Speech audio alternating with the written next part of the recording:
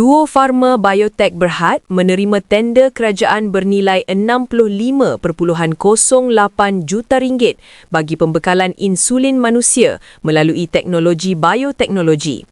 Surat penganugerahan diterima anak syarikat Duo Farma, DMKTG, bersama Biocon Sendirian Berhad sebagai pengeluar. LOA diserahkan kepada Kementerian Kesihatan Malaysia pada 16 Februari 2026 dengan kontrak berkuat kuasa sehingga 15 Mei 2026. Di bawah terma kontrak, Biocon bertindak sebagai pengeluar dan pembekal produk, manakala DMKTG sebagai pengedar yang menghantar bekalan kepada KKM.